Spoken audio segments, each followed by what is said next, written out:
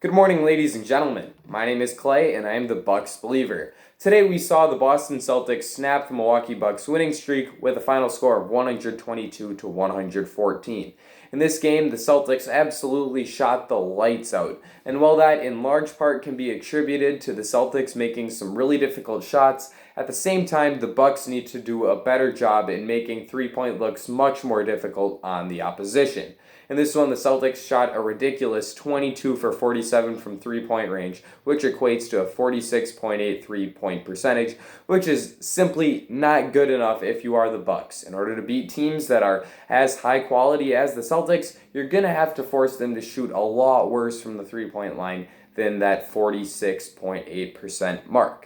In this game, the Bucks had a really hard time keeping the Celtics guards in front of them. This was particularly apparent with Kemba Walker, who didn't have his best game scoring the ball, as he had just 21 points on 6 for 16 shooting and 3 for 10 from 3, but he was able to dish out 5 assists, and I believe he probably also had some hockey assists in this game, as he was able to beat his defender, primarily Dante DiVincenzo, and give himself a chance to have some kick-out opportunities to open teammates, either for a three or a swing pass to another teammate who was able to knock down a shot. Outside of Kemba, this was just a lot of difficult shot making on the part of the Celtics players. Jason Tatum in particular was terrific tonight. He was no doubt the best player on the court, as he finished with 34 points, 6 rebounds, and 7 assists. He shot a ridiculous 13 for 18 from the field and made 4 of his 7 three-pointers. Of those 13 shots he made, I think maybe 2 of them were open looks. He was just knocking down difficult shot after difficult shot with multiple all-NBA level defenders guarding him. He had Drew Holiday on him for large portions of this game. Drew is genuinely one of the 5 or so best perimeter defenders in today's NBA. Did that matter one bit? Absolutely not. Jason was able to knock down difficult looks in Drew's face. Eventually, the Bucks made a bit of an adjustment and put a longer, rangier defender on him in the reigning Defensive Player of the Year, Giannis Antetokounmpo. Did that work? Nope. Tatum just continued to hit his assortment of step back and turnaround jumpers, and he was ridiculously effective in this game, and he was a buck killer. I'll leave it at that. His teammate Marcus Smart also had a really good shot-making game for Boston, as he had 23 points on 7 for 10 shooting from beyond the three-point line. Smart is a very inconsistent and streaky shooter from beyond the arc. We all know that, and in this one, he was certainly on the money, as he seemed to hit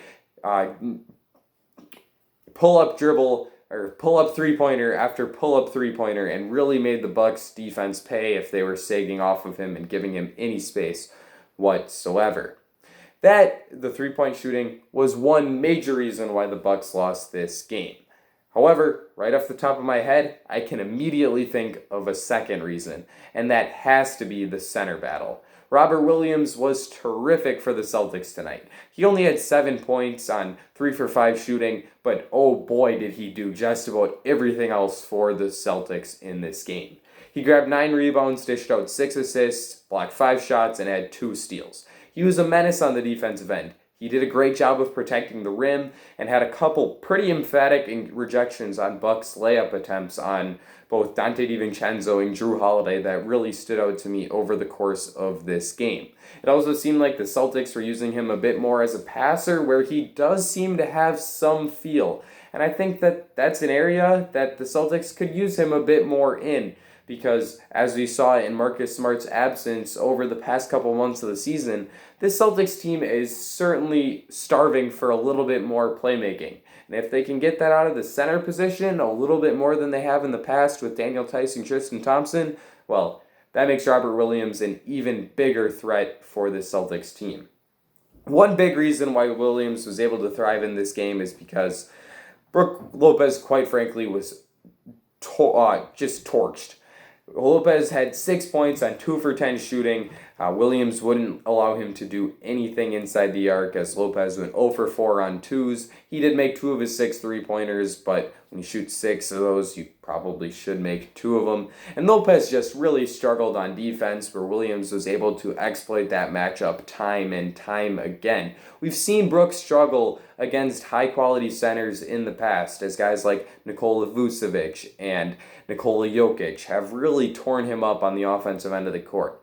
But to see a guy like Robert Williams really force Brook to struggle quite a bit, as well as the Celtics guards taking advantage of every switch they could possibly have, that's not super encouraging, and Brook got played off the court in this game as he played just 19 minutes. When you have your fourth best player getting forced off of the court because he can't really play defense, and Brook didn't play in probably the last, 19 or so minutes of this game, that's not a good sign for the Bucks, and they're going to have to figure out different ways to allow Lopez to really survive when teams try to target him on defense, because Lopez does bring a lot of good things to this team on the offensive end, both as a screener and rim runner, as well as a floor spacer standing at the three-point line.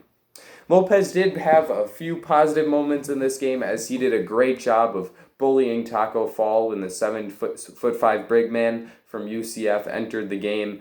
Lopez was able to pile up 4 offensive rebounds in this one, and I think that just about all of those came against Taco. But outside of that, not too many positives to take away if you are Brook Lopez.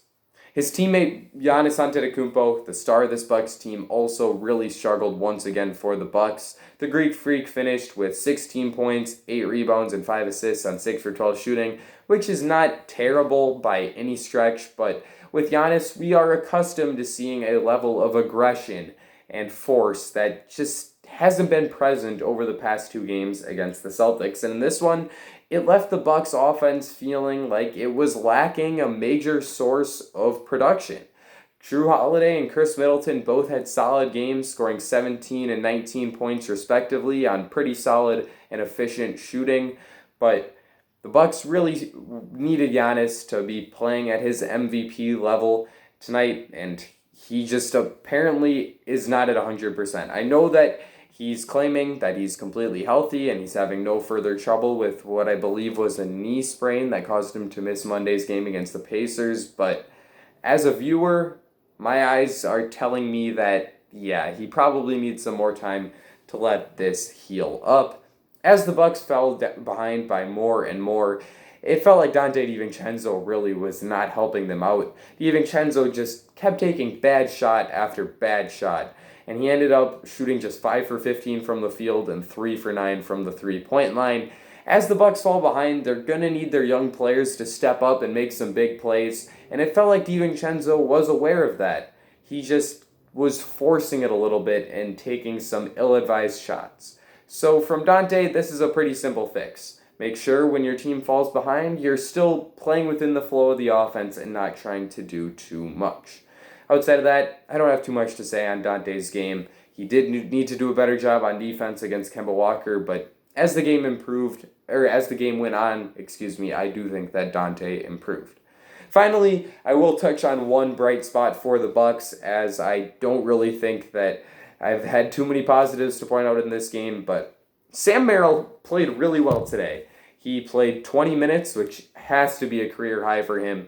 And in those 20 minutes, he looked really good for the Bucks, as he made 3 of his 5 3-pointers and also did a little bit off of the dribble, as he was able to attack a closeout by putting up a pump fake, taking a few dribbles in, and knocking down a mid-range jumper. There was another spot where he was able to get to the basket and finish a layup. And his third 2-pointer of the game came when he was able to come away with a steal on the defensive end of the court, push the ball into the front court. He dished it off to a teammate who gave it right back, and Sam was able to throw down a pretty monster transition dunk. I wasn't even aware that Sam Merrill was capable of dunking, so to see him throw down a 2-handed rim rattler in a game was pretty exciting. Merrill, if you've been watching this channel for a while, you would know, is a guy that I am a huge fan of and I think has a chance to really become a quality player in today's NBA. He was, to me, the best shooter off of movement in last year's NBA draft class, and I could see him growing into a Duncan Robinson level player who can do even more than Duncan does off of the dribble. That's a really valuable guy in my opinion, and I think that there's a good chance that we could see Merrill stepping into the Bryn Forbes role, perhaps at the earliest the end of this season and at the very latest by next year. So keep your eye on Sam. I think he has a chance to be an excellent role player for the Bucks, and I'm very high on his development moving forward. I should probably add that one of my favorite players, Thanasis Antetokounmpo, scored 12 points on 6 for 11 shooting for the Bucks. He's electric. He's a lot of fun to watch. Even in losses, he's always playing so hard and keeping up the energy. So shout out to Thanasis. Keep on playing hard. You're one of the most fun players to watch in the entire league because of that irresistible smile and constant effort that you're playing with. This is a pro Thanasis YouTube channel. We love Thanasis here, even if he isn't the most skilled player. Although you wouldn't know it based off of that third quarter buzzer-beating mid-range jumper that Thanasis took. But, yeah, I think I've covered everything that I wanted to cover, so let's wrap this up. Leave a like and subscribe if you enjoyed this video, especially if you are a fan of all things Bucks. This is the place for you. Let me know in the comments section down below what you thought of this game. I think that's going to be it for me. Ladies and gentlemen, I will see you all again very soon.